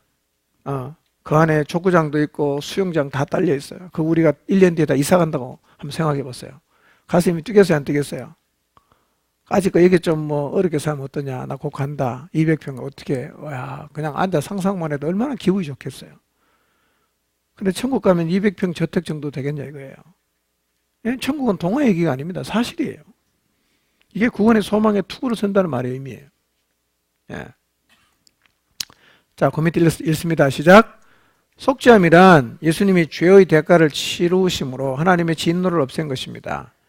이를 행하신 데는 단 한 가지 이유밖에 없습니다. 뭡니까? 우리를 무한히, 영원히, 무조건적으로 사랑한다는 거예요. 이유가 없어요. 무한히, 영원히, 무조건적으로 사랑한단 말이에요. 우리가 하나님의 진노를 받아야 되는 죄를 지었는데 이 죄를 갚을 수 있는 선한 행위는 있어요, 없어요? 없습니다. 행위로는 절대로 우리는 존귀해질 수가 없어요. 우리의 선한 행위는 하나님 볼 때는 다 더러운 걸레 같기 때문에 그걸로는 우리의 죄의 문제, 하나님의 진노를 받아야 되는 문제는 해결이 될 수가 없어요. 그래서 하나님은 그 죄의 진노를 누구에게 쏟았습니까? 죄가 없는 그분에게 쏟았어요. 우리가 한 가지만 얘기합니다. 이걸 어떻게 해라? 믿어라. 내가 너희들의 죄를 대신 짊어지고 십자가에서 죽었다는 사실을 믿어라. 그리고 나를 믿으면 너희가 하나님께로 나갈 수 있다는 사실, 구원을 받을 수 있다는 사실을 믿어라. 믿어야 됩니다. 안 믿으면 하나님이 어떤 일을 행해도 그것은 여전히 우리와는 아무런 상관이 없어지는 겁니다. 믿어야 됩니다. 믿으면 구원도 받지만 사실은요, 이 사실을 믿으면 우리의 자존감의 문제가 해결이 되고 이 문제가 해결되면 사실은 우리의 삶이 굉장히 달라집니다. 굉장히 달라집니다. 낮은 자존감으로 고통받는 사람이 너무너무 많습니다. 예. 사는 게 힘들어요. 내가 너무 싫고요. 주변에 꼴보기 싫은 사람이 너무 많고요. 그냥 무인도 가서 혼자 살고 싶어요. 자, 그 다음 읽습니다. 시작. 예수님은 우리의 죄의 대가를 어느 한 시점에서만 치르고 끝내신 것이 아니라 매일매일 우리를 사랑하며 가르치고 계십니다. 우리는 사단이 우리로 하여금 우리에 대한 하나님의 사랑을 의심하여 틈탈 때 대적할 수 있는 무기를 가지고 있습니다. 뭡니까? 십자가입니다. 내가 가치 없다. 넌 쓸모없는 인간이야. 그렇게 말할 때마다 우리는 뭘 생각해야 됩니까? 뭔 소리 하냐? 이런 나를 위해서 주님이 내 모든 죄를 다 해결하셔서 나는 주님의 사랑을 받고 있는 존재야. 어떻게 사랑받아요? 무한히, 영원히, 아무 조건 없이. 지금도 사랑하십니다. 하나님 지금 날 사랑해요. 이해할 수 없지만 그건 사실이에요. 그래서 사단이 거짓 것을 여러분에게 자꾸 이제 밀어넣으면서 넌 쓸모없어. 너 봐봐. 너 이러고도 어떻게 너가 가치 있다고 말할 수 있어? 라고 정죄할 때마다 뭘 생각해라? 예수 그리스도의 십자가를 생각하라. 난 소중해. 난 가치 있어. 예.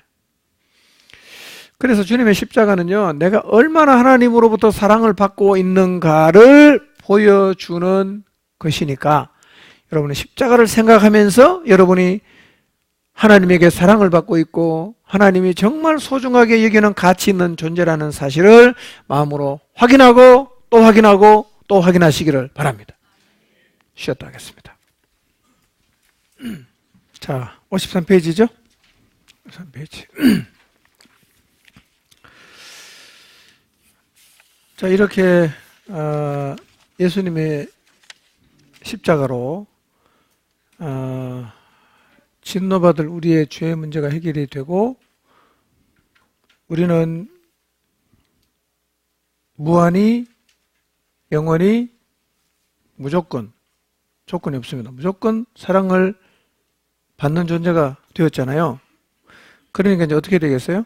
53페이지. 벌로부터 자유해야 된다는 겁니다. 벌로부터 자유해야 된다. 그러니까 실패를 할 수 있죠. 근데 실패할 때마다 나를 벌할 필요가 있어요, 없어요? 벌할 필요가 없어요. 예. 자, 읽어보겠습니다. 시작. 사단은 실패한 사람은 사랑받을 가치가 없으며 벌을 받아 마땅하다고 그릇되이 말합니다. 우리는 사랑과 협력의 관계를 통해 속죄함의 진리를 이해하고 적용함에 따라 이러한 거짓말로부터 점점 자유로워지게 될 것입니다. 이러한 관계 안에서 우리는 우리 자신을 정직하게 표현할 수 있으며 진리의 따뜻함과 도전을 모두 받을 수 있습니다. 성경은 사단이 하나님의 은혜를 하찮게 여기는 사람들을 참수한다고 적고 있습니다. 그러니까 하나님이 우리에게 베푸신 은혜는요, 절대로 쉽게 생각하면 안 돼요. 아들을 주신 사랑. 아들을 줄 수 있겠어요? 아들을 죽음에 내줄 수 있는 이 사랑은 우리가 생각하는 것처럼 하나님에게는 뭐 그게 식은 죽 먹기다라고 생각하시면 안 됩니다. 예. 그래서 패션 오브 크라이스트 보면 예수님이 십자가에서 운명하셨을 때 저 위에서 한 방울 뚝 떨어지죠? 그게 뭐냐, 뭐 여러 썰이 있긴 하지만 어떤 하나님의 그 마음의 표현인 것 같아요. 하나님의 눈물이죠. 그러니까 하나님 입장에서는 줄 수 있는 걸 다 주셨어요. 근데 마치 우리가 그걸 아무것도 아닌 것처럼 얘기하면 곤란합니다. 예를 들면 여러분이 누군가가 어려움을 당했을 때 내가 있는 힘을 다해서 도와줬는데 그게 아무것도 아닌 것처럼 얘기를 하면 기분이 굉장히 좋겠죠. 얼마나 열받겠어요. 내가 할 수 있는 최선을 다해서 희생을 하면서 대가를 지불하면서 도와주는데 그게 뭐 그리 대단하다고 라고 대들면 참 그거는 마음 아픈 일입니다. 그러니까 하나님이 베푸신 은혜 이거요, 절대로 우리가 하찮게 생각하면 안 됩니다. 너무너무 그분 입장에서 보면 최고의 희생과 대가 지불이에요. 그런 것들을 통해서 하나님은 우리를 소중한 존재로 다시 세우셨단 말이에요. 근데 이걸 하찮게 생각할 때 누가 틈탄다고요? 사단이 다시 우리의 마음속에 들어와서 참소하고 또 우리를 비난하고 또 정죄하고 그렇게 하는 겁니다. 자, 그 다음 페이지 넘어갑니다. 54페이지. 그 첫 번째 조금 굵은 글씨 읽겠습니다. 시작. 우리는 어떻게 하면 참소자인 사단을 물리칠 수 있으며 예수님 안에서 용납되었다는 것을 느낄 수 있을까요? 어떻게 하면 내 마음속에 실패했을 때 내 마음에 와서 넌 가치 없어, 넌 안 돼, 뭐 넌 필요 없어, 이런 이 사단의 참소하는 소리가 내 마음에서 계속 들릴 때 어떻게 하면 이걸 물리칠 수 있겠어요? 그때 우리가 주장할 수 있는 게 그 다음 읽어봅시다. 시작. 계시록의 말씀을 따르면 이를 위한 단 하나의 길이 있습니다. 뭡니까? 십자가의 보혈을 의지하는 것입니다. 의지하는 것입니다. 네, 십자가 붙들어야 됩니다. 이 십자가를 볼 때마다 십자가를 붙들라는 의미는 그냥 십자가 하나 만들어 놓고 잡아라 그런 얘기는 아니잖아요. 뭡니까? 하나님의 사랑. 그 사랑의 확증이니까 하나님이 나를 얼마나 사랑하시는가라는 사실을 다시 한번 상기하고 내가 얼마나 하나님의 사랑을 이미 입었는가를 다시 상기해야 됩니다.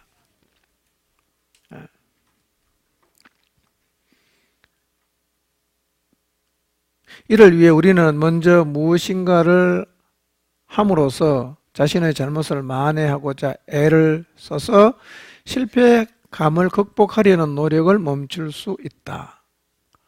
뭘 잘해갖고 자꾸 내 존재 가치를 인정받으려고 할 필요가 없다는 겁니다. 이 말은 뭔가를 잘하기 위해서 열심히 노력하면 안 된다는 얘기는 아니에요. 존재하고 행위를 자꾸 연관시키지 마라. 절대로 연관시키지 말라는 거예요. 절대로. 예. 난 청소를 잘 못해. 가치 있어요, 없어요? 가치 있다니까? 가치 있어요. 나 옷을 잘 못 입어. 가치 있어요, 없어요? 있죠. 허리가 좀 두꺼워. 가치 있어요, 없어요? 있죠. 다 상관없는 거예요. 예. 근데 자존감이 낮으면 이런 부분에 굉장히 민감하단 말이에요. 아무것도 아닌 것 때문에 자기 자신이 가치 없다고 생각하고 주눅 들고 자기를 비난하고 그러지 마시기 바랍니다. 그럴 때마다 뭘 생각해야 됩니까? 하나님이 나를 위해서 베풀어 주신 그 사랑 그걸 생각하라는 거예요. 그러면서 나는 지금 하나님에게 사랑을 받고 있는 존재구나. 하나님 이만큼 나를 사랑하시구나. 나는 정말 소중하구나. 계속 확인을 해야 됩니다. 우리 스스로는 결코 우리의 죄를 의로 바꿀 수 있다 없다? 없습니다. 없습니다. 우리의 죄를 만회하기 위해 아무리 많은 일을 한다 하더라도 여전히 죄의식을 갖게 됩니다. 우리의 참소자인 사단의 영향을 거부하지 않는 한 더 많은 것들을 해야 할 것으로 믿을 것입니다. 이것은 우리의 죄를 완전히 사하여 사단의 비난으로부터 우리를 해방한 예수님의 피만으로 극복될 수 있습니다. 그러니까 십자가는요, 우리를 구원한 것 분명하지만 십자가는 우리의 동시에 뭘 회복시켜 줍니까? 자존감. 내가 얼마나 소중한 존재인가, 존재 가치를 다시 완전히 회복시킨 것이 바로 십자가라는 겁니다. 가치 있어요. 굉장히 소중합니다. 자, 그 다음 글 읽어보겠습니다. 시작. 나는 예수님 안에서 시작.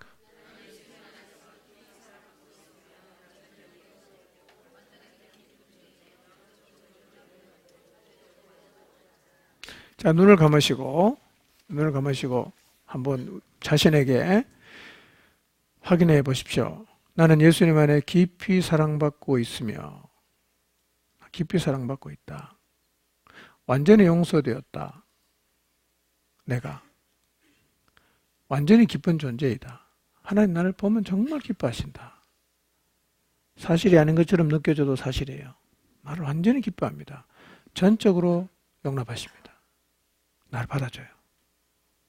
이런 행동했는데 받아줄까? 받아줍니다. 받아줍니다. 절대적으로 완전합니다. 이거는 여러분을 위로하기 위한 멘트가 아니라 이게 사실이란 말이에요. 이게 사실이에요. 계속 확인하시길 바랍니다. 자, 그래서 여러분은 뭐 하지 말라? 벌하지 마세요. 벌하지 마세요. 자, 그 다음에 그 밑에 읽읍시다. 시작. 예. 나도 용서해야 되지만 누구도 용서해야 됩니까? 다른 사람도 용서해야 됩니다. 다른 사람도. 그러니까 뭔가 내가 실패를 했을 때 화살을 누구한테 돌린다 그랬어요? 다른 사람한테 돌리잖아. 그래 그 사람한테 책임을 전가시키고 그렇게 함으로 내가 내 가치를 조금이라도 보호하려고 하잖아요. 그러니까 잘못된 그 책임을 누군가가 져야 되는데 이 책임의 많은 부분을 쟤한테 떠넘기면 내가 상대적으로 좀 덜 잘못한 게 되니까 내 가치가 조금이라도 보호가 된단 말이에요. 그러니까 나를 보호하려고 가혹할 정도로 상대를 어떻게 할 수 있어요? 용서 못하고 비난할 수 있단 말이에요. 근데 이제 어떻게 해야 됩니까? 굳이 그렇게 안 해도 괜찮단 말이에요. 쟤한테 전가를 안 시켜도 그거 아무 상관없이 나는 하나님 앞에 소중하니까 다른 사람은 이제 어떻게 하자? 용서하자. 과거를 돌아보면서 용서하시길 바랍니다. 사람을 용서하시기 바랍니다. 예. 자, 우리가 용서하지 못하는 이유가 뭐냐? 그 위에 봅시다. 용서하기를 거부하는 것은 우리의 삶에서 하나님의 권세의 흐름을 차단하는 확실한 방법입니다. 누군가를 용서하지 못한다는 것은 굉장히 영적으로 우리에게 나쁜 영향을 지속적으로 끼칩니다. 누군가를 용서하지 못하는 것. 예. 왜 용서하지 못할까요? 읽어봅시다. 1번 시작. 그렇죠. 상처가 너무 크기 때문에 못한다. 그 다음에 잘못한 것에 대해 책임을 지려 하지 않을 것이기 때문에 용서 못한다. 그 다음에 진정으로 미안하지 않으니까 용서 못한다. 그 다음에 못합니다. 그래서 그 다음에 여러 번 반복했어요. 그래서 용서 못합니다. 그 다음에 또 그랬어요. 지난번 그러고 또 그랬어요. 용서 못합니다. 그 다음에 이제 꼴도 보기 싫어요. 그 다음에 고의적으로 그랬기 때문에 용서 못합니다. 그 다음에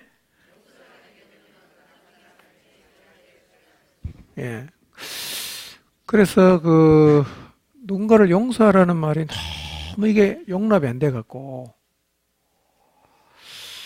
교회를 안 오는 사람이 있어요. 교회 가면 꼭 용서해야 될 것 같아. 그 나쁜 놈. 그 죽일 놈을 내가 꼭 용서해야 될 것 같으니까 아예 그 얘기 듣기도 싫고 직면한 것도 싫어. 용서하라는 말을 들으면 막 화가 나는 거예요. 당신이 내 입장 대봤냐고. 이렇게 대들고 싶어. 그 다음에 누군가가 벌어야 되니까 내가 벌하겠다는 겁니다. 용서 안 해갖고. 그 다음에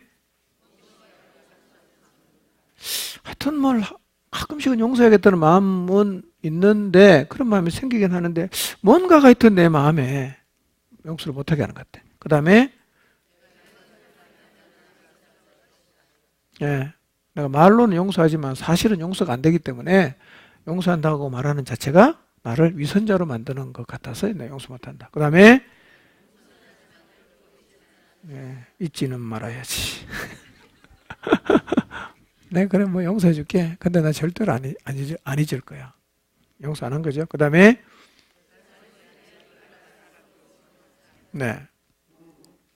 자, 그 다음에 읽읍시다. 다른 사람을 용서하지 못할 때 용서의 부족에 기인한 몇 가지 문제와 결과들을 살펴봅니다. 삶과 관계성의 고통을 겪습니다. 어떤 문제가 생기는가? 첫 번째, 스트레스. 그것만 생각하면 갑자기 밥맛이 없어지고요. 속에서 뭐 이런 게 올라옵니다. 그 다음에 뭐죠? 그것도 올리면서 또 상처를 또 내가 입습니다. 그 다음에 상처가 크면 사람이 겁납니다. 사람이 무서워요. 그 다음에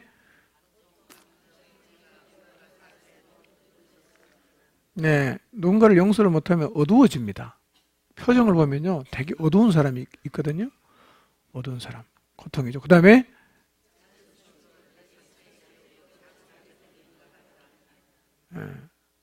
자, 내가 내가 이렇게 다른 사람이 내 팔을 건드리잖아요. 근데 팔을 건드린다고 화를 버럭 냅니까? 안 내잖아요. 근데 굉장히 골맞어. 근데 건드리면 어떡합니까? 화나죠. 아픈데 왜 건드려, 이거? 화를 버럭 내죠. 그러니까 우리 내면에 상처가 있는데 건드리면요, 굉장히 민감하게 저렇게까지 안 해도 된다 싶은데도 화를 확 냅니다. 왜 그래요? 내 마음속에 누군가를 용서를 못하고 있어서 그렇습니다. 그 다음에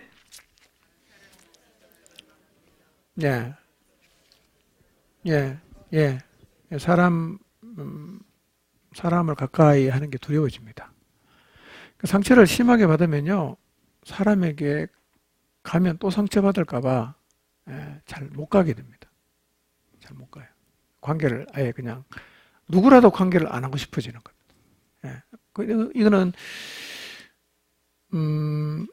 어떤 인간이든 비슷합니다. 이런 그 두려움이 생기거든요. 자, 그 다음에 읽읍시다. 큰 제목 시작. 뭔 얘기입니까? 용서는 지우개가 아니다.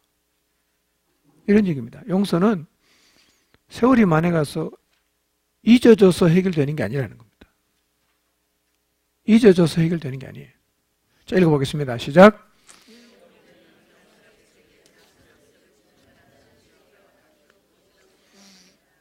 그러나 하나님은 결코 그렇게 용서한 것이 아닙니다. 모든 각각의 잘못에 대한 완전한 대가를 요구하셨습니다. 이것이 십자가의 이유입니다. 예수님 우리의 죄값을 치른 것입니다. 그렇지 않은 하나님께서 용서하신 것과 같이 용서를 할 수 있으므로 용서의 특별한 능력을 가집니다. 하나님께서는 우리를 완전하게 용서하셨고 우리는 무조건의 용서를 경험한다는 것이 무엇인지를 압니다. 그리하여 우리는 우리 주변의 사람들을 용서할 수 있는 것입니다. 자, 하나님이 그냥 지운 게 아니라 어떻게 했다고요? 대가를 다 치렀어요. 대가를 다 치렀습니다. 죄값을 대신 치러 주심으로 우리의 죄가 용서된 것이지 아무것도 안 하고 그냥 싹 지워버린 없는 걸로 하자 이렇게 해서 우리 죄의 문제가 해결된 게 아니라는 겁니다. 그리고 이 주님의 사랑을 경험하면 우리도 다른 사람을 용서할 수 있다 없다? 있습니다. 용서돼요. 하나님의 깊은 사랑을 경험해 보십시오. 용서할 수 있어요. 예. 자, 이런 식으로 생각해 봅시다. 예수님께서 용서하신 내 죄와 비교될 수 있을 만한 어떤 일을 내게 할 수 있는 사람이 있을까요? 없습니다. 우리가 하나님을 향해서 보여준 그 태도로 우리에게 대하는 사람은 없습니다. 예, 우리는 진짜 하나님 앞에 용서받을 수 없는 죄를 지었습니다. 예. 지금도 하나님 없다는 사람 얼마나 많아요. 하나님을 투명인간 취급하는 사람 많습니다. 자기가 하나님이라 그래요. 예, 이게 보통 죄가 아닙니다. 지금은 하나님 기다리지만 끝까지 이렇게 나가면 나중에는 진짜 하나님의 심판의 자리에 서게 되는데요. 세상에 제일 무서운 게 하나님의 심판이에요. 예. 하나님의 심판의 자리에 딱 서면요. 돌이킬 수 없습니다. 영원히 가는 겁니다. 예. 그래서 예수님 믿는 게 그렇게 중요한 겁니다. 자, 다음 페이지 읽습니다. 시작. 자비와 용서를 다른 삶에서 확대하는 우리의 능력은 우리가 개인적으로 체험한 자비와 용서의 정도와 관계에 있다. 거의 정비례합니다. 그러니까 다른 사람을 용서할 수 있는 능력은 내가 입은 하나님의 은혜의 크기와 비례한다는 겁니다. 그러니까 하나님의 사랑을 크게 입으면 다른 사람을 많이 용서할 수 있고 하나님의 사랑을 별로 경험하지 못한 사람은 다른 사람을 용서하는 것도 잘 안 돼요. 내가 받은 은혜, 내가 경험한 은혜와 다른 사람에게 나누어 줄 수 있는 은혜는 정비례합니다. 거의 정비례합니다.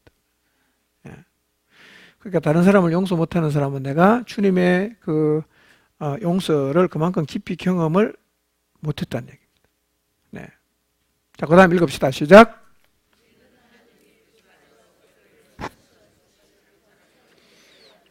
우리의 모든 생각과 행동은 그 동기와 결과에 상관없이 용서되었습니다. 용서는 완전히 값없이 얻은 것입니다. 우리는 그것을 받을 만한 아무런 일도 하지 않았습니다. 값없이 받았어. 그럼 우리도 값없이 줘야 됩니다. 자, 그 1만 달란트 빚진 사람이 주인이 갚으라고 하니까 도저히 1만 달란트는 갚을 수 없는 돈입니다. 그래서 조금만 더 기다려달라고 통사정하니까 어떻게 합니까? 주인이 탕감해 줬잖아. 1만 달란트를 탕감받고 콧노래 부르며 가다가 자기한테 500데나리온 한 1년치 연봉 좀 넘는 그 돈을 빚진 사람을 만나갖고 돈 내놔라. 조금만 기다려주세요. 안 돼. 그리고 감옥에 집어넣었다는 거야. 그 주변에 본 사람이야. 저 친구 좀 심하다. 자기는 1만 달란트 탕감을 받아놓고 500데나리온 정도를 탕감 안 해주나? 이래갖고 1만 달란트 탕감받은 사람한테 가서 이제 고자질을 했어요. 그러니까 주인이 다시 불렀습니다. 야, 일로 와봐봐. 너는 내가 이만큼 많은 돈 탕감해 줬는데 그럼 니도 가서 그 정도는 탕감해 줘야 되는 게 아니냐? 그리고 잡아다 감옥에 넣었다는 겁니다. 그러니까 우리가 하나님의 이런 큰 은혜와 용서를 경험하고도 내 주변에 있는 사람의 상대적으로 작은 그 죄를 용서하지 못하면 하나님도 우리에게 이렇게 한다는 겁니다. 그러니까 하나님의 용서를 받은 사람이 용서를 하는 게 사실은 당연하다는 겁니다. 당연하다. 여러분 용서하시기 바랍니다. 자, 근데 용서가 부족하게 되면 어떤 일이 있습니까? 용서가 부족하면 읽읍시다. 시작. 가혹해집니다. 자기에게 비판적이 됩니다. 욕구 불만이 됩니다. 죄책감에 시달립니다. 화를 잘 내기도 합니다. 잘못을 찾으려고 합니다. 이래야 한다. 저래서는 안 된다는 식의 것들에 의해 동기가 유발됩니다. 원한을 품습니다. 결정을 보충하려고 열심히 일하거나 하게 됩니다. 예. 용서가 부족하면요, 뭐 그거 외에도 소화도 안 되고 뭐 하여튼 뭐 예, 소화가 안 돼요. 예. 자, 주변에 누군가 싫은 사람이 있습니까? 제대로 얼굴을 못 쳐다보고 눈을 못 마주치고 생각할 때마다 화가 치미는 사람이 혹시 있습니까? 용서하시기 바랍니다. 혹시 접니까? 용서하시기 바랍니다. 당신은 하나님 용서를 경험해 본 적이 없는 죄를 가지고 있습니까? 스스로를 용서할 수 없는 잘못이 있습니까? 하나님 아버지는 예수님이 당신의 죄의 대가를 치렀기 때문에 다 용서하셨습니다. 혹시 하나님 용서한 무엇인가를 용서하지 못하고 있지는 않습니까?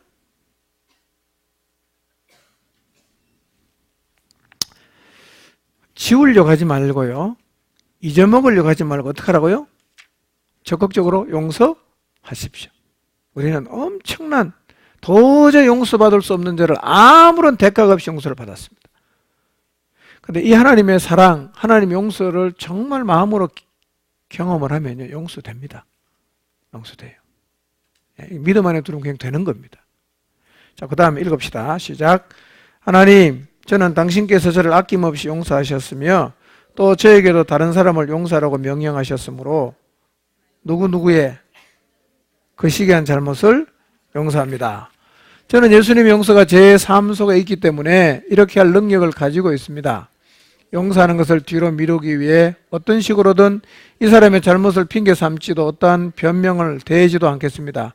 저에게 용서할 힘을 주시니 감사합니다. 누구누구와 핑계되었던 죄를 지었음도 고백합니다. 이 죄를 용서해 주심을 감사드립니다.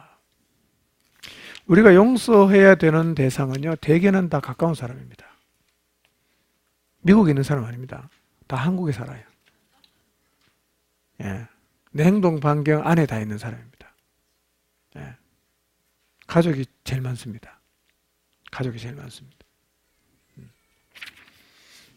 용서하시기 바랍니다. 네, 용서하면 자유합니다. 그 다음에 뭘 피하자? 네, 그릇된 행동을 하는 사람, 하는 것을 보면서 어떻게 해야 될 것인가? 설령 내 기준에 미치지 못하더라도 분노하지 말라는 거예요. 어떻게 그릇된 행동을 대할 것인가? 자, 부모들이 가지는 가장 흔한 문제 중에 하나는 뭐냐? 자녀들의 그릇된 행동을 다루는 것이다. 대부분의 부모들은 자녀들의 그릇된 행동에 부딪히는 것이 아주 고통이라는 것을 발견합니다. 자녀들의 그릇된 행동이 아주 괴롭고 당황스러운 주된 이유가 뭡니까? 그걸 자꾸 내 탓으로 생각을 한다는 겁니다. 제가 잘못하면 내가 잘못 가르쳤구나. 제가 엉뚱하지다면 나 때문에 그렇구나. 이런 생각을 하기 때문에 그런 행동이 당황이 된다는 겁니다. 당황이 된다는 겁니다. 자식의 삶에 일어난 일이 바로 우리 때문이라는 생각에 스스로를 용서할 수 없다. 아이가 사고 쳤다.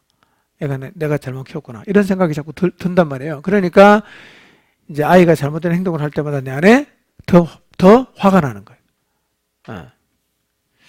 자, 자녀들에게 문제가 생기면 부모들은 자기 자신을 탓하거나 자식을 야단치거나 합니다. 왜냐하면 결국 우리는 누군가가 그 일에 대한 야단을 맞아야 한다고 스스로에게 가르쳐 온 것입니다. 두 경우 모두에서의 문제는 자식에 대한 부모의 사랑이 지나쳤거나 모자랐다는 것에 있는 것이 아니라 그들의 개인적인 중요감이 자녀의 행위에 달려 있다는 것입니다. 그렇게는 훨씬 더 이해가 돼요. 부모로서의가 아니라 자녀의 행위에, 부모의 중요감이 자녀의 행위에 달려 있다 보니까 자식이 잘하면 만족하고 잘못하면 혼내는 거예요. 과도할 정도로. 이러한 일의 저변에는 내면화되고 무의식적인 믿음, 즉 누군가가 책임을 져야 한다는 믿음이 있는 것입니다. 또한 우리는 부모로서 실수를 했을 때 우리 자신을 용서하는 능력이 부족하기 때문입니다. 용서의 부족과 비난은 자식의 잘못에 대한 우리의 반응으로 연결됩니다. 내가 나를 용서치 못하게 될 때 자기 안에 일어나는 분노하는 마음이 그 책임을 자녀에게 떠넘기려 합니다. 하나님께서는 그 부모와 자식을 모두 인간으로서 깊이 사랑하셨으며 그들의 잘못을 완전히 용서하셨습니다. 하나님은 부모와 자식을 모두 무한한 가치가 있는 인간으로 용납해 주십니다. 이걸 믿으세요? 하나님은 부모와 자식을 모두 무한한 가치가 있는 인간으로 용납해 주신다는 사실을 믿으십니까? 하나님은 부모인 나와 자식도 깊이 사랑하고 또 그 자식의 모든 잘못도 용서하셨다는 사실을 믿으시나요? 믿으셔야 됩니다. 우리의 가치는 예수님 안에서 아주 안전하므로 우리 자식들의 성공과 실패가 우리의 가치에 영향을 주지 못합니다. 그래서 그들이 칭얼거리거나 우등생의 명단에 들어가거나 슈퍼마켓 복도에서 때를 쓴다거나 성경 의무 시간에 소리를 지른다거나 아무 영향이 없습니다. 아무 영향이 없어요. 그러니까 어떤 의미에서 지나치게 엄격한 것은 뭐의 문제겠어요? 가치의 문제입니다. 예.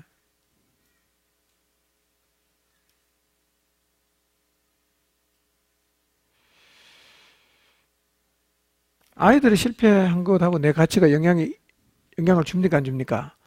안 줍니다. 안 줍니다. 예. 자, 우리는 자녀들을 어떻게 봐야 됩니까? 하나님이 우리를 보듯이 우리도 우리 자녀를 봐야 된다는 겁니다. 하나님이 내가 잘못했을 때 넌 가치 없어, 넌 안 돼, 이렇게 말하지 않잖아. 그러니까 나도 자식을 볼 때 하나님이 내 자식도 그렇게 본다는 거예요. 내 자식이 잘못하면 하나님 너 필요 없어, 이렇게 말하지 않기 때문에 우리도 하나님의 관점으로 그렇게 봐야 된다는 거예요. 왜 그렇게 못 보겠어요? 나도 나를 그렇게 안 보기 때문에. 남도 그렇게 못 보는 거예요. 그 남 속에는 자식도 포함되어 있고 남편도 포함되어 있어요. 우리가 하나님의 관점으로 자녀를 바라보게 되면, 하나님의 거룩한 비전으로 자녀를 바라보게 되면 순종하지 않을 때 어떻게 합니까? 순종하지 않을 때 훈육은 해야 돼요. 예를 들면 아이가 놀더니만 계속 와서 그냥 책상을 뒤엎어요. 넌 가치 있어, 계속 뒤엎어, 이렇게 하면 안 되죠. 교육은 해야 돼요. 그렇지만 아이가 책상을 넘는다고 부모가 가치 없어지는 건 아니라는 겁니다. 훈육은 해야 돼. 어떻게 훈육할 거냐? 화장실에 데리고 가서 뒤지게 팬다? 네, 물론 자녀는 채찍으로 다스려야 됩니다. 우리 시대 가치로는 안 맞습니다. 이런 얘기하면 미친 사람이라고 그래요. 성경이 그렇게 말했어요. 부모는 자식을, 그 채찍이 아이에게 뭐를 없앤다 그랬어요? 미련함을 없앤다 그랬어요. 자식은 때려야 됩니다. 뭘로? 회초리로. 회초리로 종아리를 때렸어요. 손바닥을 때리는데 그건 괜찮아요. 내가 열받으니까 손바닥으로 확, 이거는 절대로 안 됩니다. 그런데 여기서 이제 새로운 자녀를 대하는 방식을 설명하는데, 읽어봅시다. 자식들의 시작.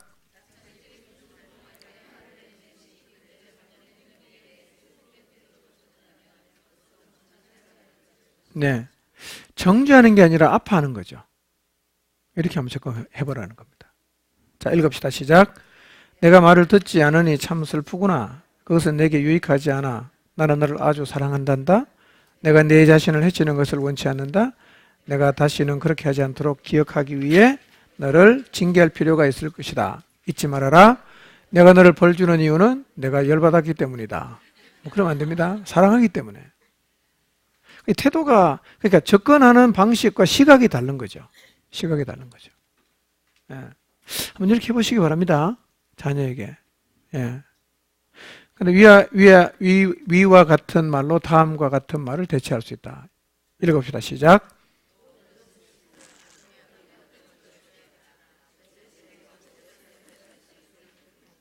꼭 내 얘기하는 것 같죠?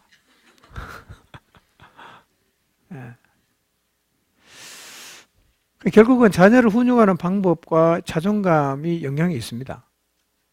자존감이 회복된 부모가 자식을 대하는 거하고 자존감이 회복되지 않은 부모가 자식을 대하는 방식은 완전히 달라요. 완전히 다릅니다. 그래서 대물림이 되는 겁니다. 우리 자녀들에게 화를 내는 대신 슬픔으로 대응하는 것은 그들과 우리 자신에게 커다란 영향을 줍니다. 우리 아이들은 우리를 겁내지 않을 것이며 우리의 관계가 분노 때문에 망가져 버리지도 않을 것입니다. 그리고 그들은 하나님을 압제자가 아닌 사랑하는 아버지로 볼 수 있게 될 것입니다.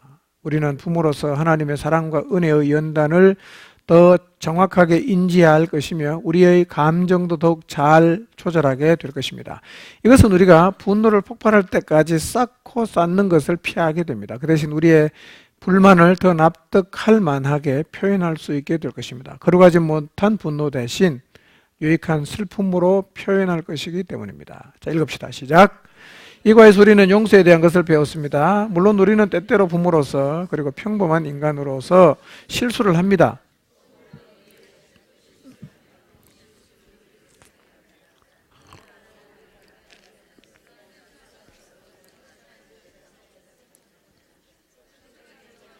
용서하고 용서받는 관계를 이루어 나가기보다 이 일로 인하여 자신이 받게 될 불이익과 더 나아가서는 자신의 이미지에 대한 두려움으로 그리고 용서받지 못할 것이라는 단정적인 자신의 감정 때문에 위장되고 과장된 삶에 익숙해져 가고 있다는 것입니다.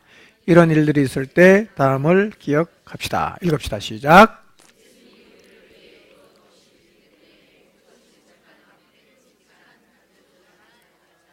네. 자, 그러니까 실패를 해도 이것은 나와 다른 사람 다 포함입니다. 비난하지 말자. 그 다음에 정죄하지 말자. 그 다음에 벌하지 말자. 그럼 어떻게 해야 돼요? 용서해야 됩니다. 비난하지 말고 정죄하지 말고 용서하고 그 다음에 거룩하지 못한 분노보다는 오히려 슬픔으로 표현을 해라. 네. 실수하는 부분은 그렇게 접근을 한번 해보시기를 바랍니다. 예. 자, 실패하면 가치가 있나요, 없나요? 상관없습니다. 이걸 진짜 여러분의 삶에서 경험하셔야 됩니다. 실패할 때, 그러니까 이게 속죄의 사이클이라는 게 있단 말이에요, 이게. 내가 뭔가 하나님 앞에 죄를 지었어요. 실수를 했어요. 그러면 한 3일 정도는 좀 어두운 얼굴, 예. 그리고 말도 안 하고 굉장히 심각해져 있다가 3일쯤 지나면 다시 좀 살아난단 말이에요. 근데 내가 하나님 앞에 죄를 지었어요. 실패를 했습니다. 어떻게 해야 됩니까? 존재감하고 연결을 시키지 않는 것을 계속 연습을 해야 돼. 내가 실수한 건 맞아. 이거 내가 잘못했어. 그렇지만 나는 여전히 소중한 사람이야. 가치 있는 사람이야. 라는 것을 여러분 자신에게 계속해서 확인시키는 연습을 해보십시오. 그래서 실수하고 바로 그 순간에 나는 뭐를 인식해야 됩니까? 그래도 나는 하나님에게 사랑받는 존재이고 매우 소중하고 가치 있는 존재라는 사실을 다시 자기 자신에게 되뇌이는 연습을 계속해야 됩니다. 어디로 가면 그렇게 가능하다고요? 그게 가능하다고요? 십자가입니다. 하나님이 우리에게 자기가 얼마나 우리를 사랑하시는지를 확실하게 증명해 준 사건이 바로 아들을 보내서 우리의 죄를 다 짊어지고 십자가에서 죽게 하신 것. 그래서 우리가 여전히 하나님에게 어떤 존재로? 사랑받는 존재로 설 수 있게 하신 사건이 바로 십자가이기 때문에 주님의 십자가를 통해서 내가 얼마나 사랑받고 있는 존재이고 하나님이 여전히 나를 사랑하고 계신다라는 사실을 우리 자신에게 확인해야 됩니다. 자, 세 번째 다시 봅시다. 실패하는 사람은 읽겠습니다. 시작. 여러분이 어딘지 모르시고 5페이지를 봐야 됩니다. 시작. 사랑을 받을 가치가 없으며 벌을 받아 마땅하다. 이거는 진리입니까? 거짓말입니까? 거짓말입니다. 진리 읽읍시다. 시작.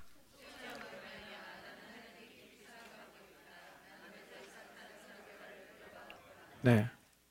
사랑받고 있습니다. 벌할 필요가 있나 없나요? 나도 다른 사람도 벌하지 않아야 됩니다. 대신 뭐 해야 됩니까? 용서해야 됩니다. 용서. 네. 자, 옆 사람에게 얘기해 보십시오. 너는 가치 있다. 자, 자기 자신에게 말하십시오. 나도 가치 있다. 난 정말 가치 있습니다. 기도하겠습니다. 하나님 아버지, 오늘 우리는 설령 내가 실패한다고 해도 하나님 앞에서 얼마나 소중하고 가치 있는 존재인지를 다시 말씀을 통해서 확인했습니다. 우리가 지금까지 실패하면 나를 비난하고 또 나를 정죄하고 다른 사람을 정죄하고 벌하면서 살아왔습니다. 관계가 계속해서 나빠졌습니다.